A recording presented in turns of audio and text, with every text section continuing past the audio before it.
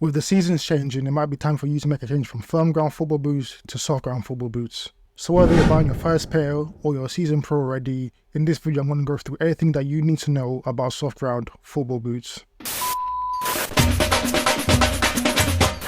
So first of all, what exactly are soft ground football boots? Soft ground boots, shortened to SG sometimes, are football boots made for wet, muddy football pitches where the ground is a bit looser. They are able to do this because the sole plate contains metal studs, which are able to penetrate the loose sole and provide traction and stability, which plastic studs alone cannot do. And as a result, it stops you from slipping all the time. The metal studs also make mobility in these wet conditions a lot easier, as the studs also provide enough grip without your boots getting stuck in the mud. The next thing you need to know about is stud configurations. When it comes to SG boots, you're going to come across two main types. One is a stud configuration comprised of only 6 metal studs, which you tend to see on older football boots, and the other is a hybrid of metal studs with some plastic studs for enhanced grip and traction, and you'll tend to find this more on more modern football boots. Neither of which are inherently better than the other based on my experience, but again, this is one of those things that's down to personal preference. Now the next thing you need to know about is the different types of studs. Now studs can differ based on their lengths as well as the materials that they're made from, and when it comes to lengths, there's a certain range that studs need to be for it to be legal. Now it varies from brand to brand, but you tend to see studs length in 8mm to 15mm, where the forefront studs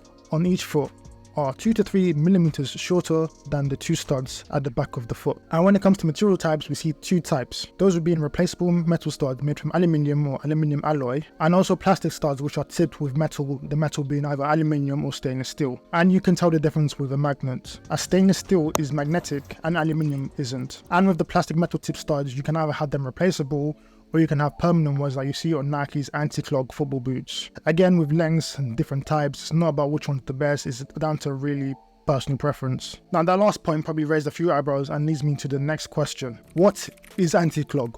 In simple terms, AntiClog is a coating technology that Nike applied to the outsole of their soft ground football boots, with the premise behind it being that it stops mud from sticking to the bottom of your boots, which may slow you down while you're playing. Now Nike still do offer the SG Pro, which is a variation of the soft ground boot which does not feature AntiClog technology but has the aluminium replaceable studs, which pros tend to prefer because it's slightly a bit lighter. However, pros play on pitches which are kept in pristine conditions where the soil isn't very loose, so not a lot of mud is going to stick to their boots anyway. So if you're someone who plays on pitches who aren't as well kept, so say maybe in like local parks or like Sunday league pitches for example, I think the AntiClog is a very useful technology to actually have at your disposal. Again, I don't think one is inherently better than the other, and again, like I say always, it's just down to personal preference. Moving on to maintenance and care. It goes without saying, but every time you use your soft ground boots, you should be cleaning them as soon as possible, making sure you get off as much mud as possible. Leaving more than your boots can dry out the upper and make it stiff. This can lead to the upper materials weakening, which can cause your boots to suffer from sole separation, cracking, and even discomfort. However, it's important to keep the inside of your boots dry as well after you've cleaned them, as these moist, damp conditions can be favorable for bacterial growth and increase the chance of like fungal infection to like athlete's foot. Your studs also need some care as well, although the sound is quite therapeutic.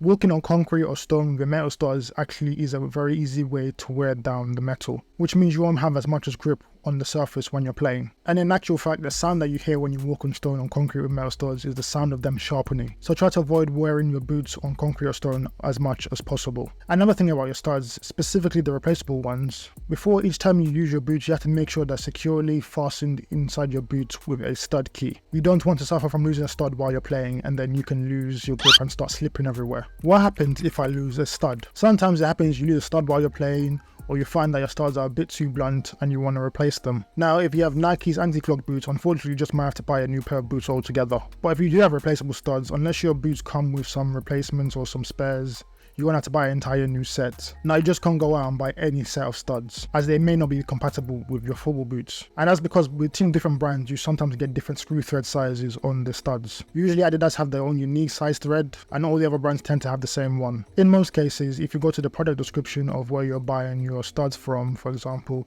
they will tell you which brands these studs are actually compatible with. But always make sure you do so before you buy the studs. Now another commonly asked question is, can I wear my soft ground studs on other playing surfaces?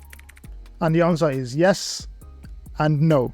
You can get away with wearing SG boots on firmer pitches providing that it's not too dry, But if it is too dry, you run the risk of injury as your studs aren't able to penetrate the ground as well, so you'll be sliding across the ground a bit more. And also because your studs can't penetrate the ground, you're going to feel a lot of stud pressure, which will hurt the soles of your foot a lot.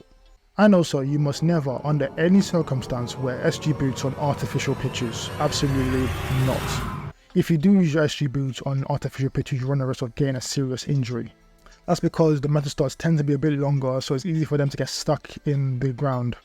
And when you're trying to maneuver, this puts a lot of pressure on your joints, like your hips, your knees, your ankles. So you can end up with things like MCLs or ACL tears. And there you have it, all you need to know about soft ground football boots. I hope you learned something from this video, and if you have any more questions, feel free to leave them down in the comment section. If you thought the video was sublime, like the video. If you want to learn a lot more about football boots, be sure to subscribe to the channel as well. Make sure you follow me on all my socials. I'm on Twitch, Twitter, TikTok and Instagram. And like always, thank you for watching. Peace out.